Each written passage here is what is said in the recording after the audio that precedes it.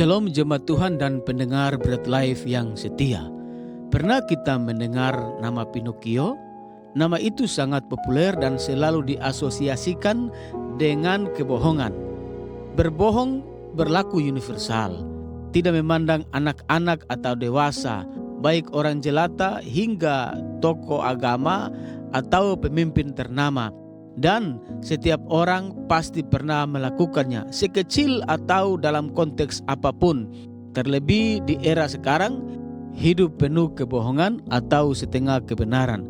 Kita dibohongi setiap hari oleh media sosial, pengiklanan, teman atau rekan kerja.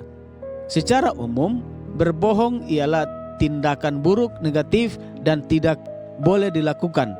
Sementara itu, kebohongan ada yang dikategorikan oleh sebagian kalangan sebagai kebohongan tidak serius atau kebohongan putih. Alkitab tidak pernah mengatakan boleh berbohong. Alkitab tidak pernah membenarkan kebohongan. Dalam Kolose pasal yang ketiga pada ayat yang ke-9 dengan jelas mengatakan, jangan lagi kamu saling mendustai karena kamu telah meninggalkan manusia lama serta kelakuannya. Efesus pasal yang keempat pada ayat yang ke-25. Karena itu buanglah dusta dan berkatalah benar seorang kepada yang lain, karena kita adalah sesama anggota. Kisah para Rasul pasal yang ke-5 pada ayat yang ke-1 sampai pada ayat yang ke-11. Ananias dan Safira dihukum mati oleh Allah karena kebohongan mereka. Tentu ada yang bertanya bagaimana tentang kisah Rahab atau para bidan Ibrani. Rahab berbohong kepada mereka yang mengejar mata-mata Israel dalam Yosua pasal yang kedua, dan Rahab tercantum sebagai pahlawan iman dalam Ibrani pasal yang ke-11. Firaun memerintahkan para bidan Ibrani untuk membunuh bayi laki-laki Israel ketika mereka lahir. Tetapi para bidan berkata, perempuan-perempuan Ibrani tidak seperti perempuan-perempuan Mesir. Mereka kuat dan melahirkan sebelum bidan-bidan itu tiba.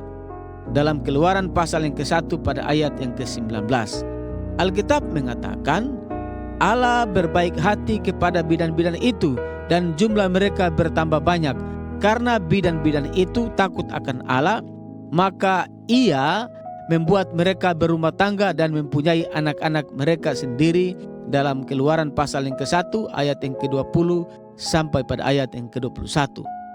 Kita perlu menyadari bahwa tulisan tersebut di atas bersifat menggambarkan apa yang terjadi tanpa secara tegas membenarkan kebohongan tersebut. Menurut David Staff, seorang penulis dari Amerika, ada berbagai jenis kebohongan.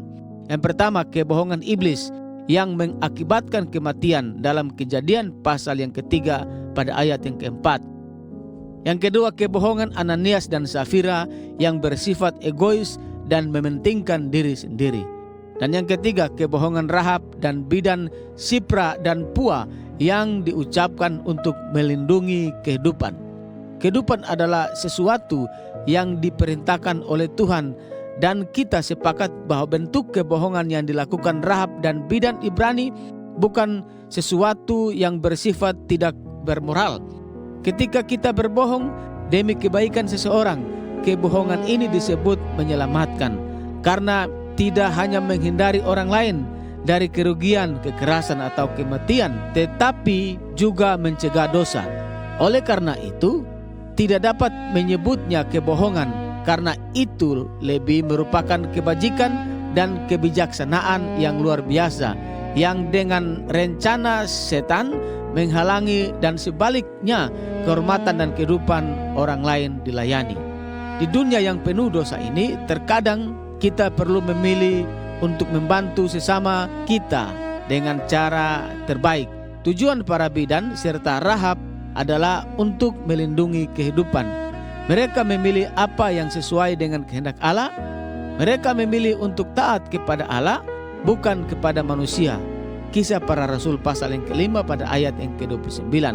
Hati nurani mereka tidak mengizinkan mereka melakukan sebaliknya.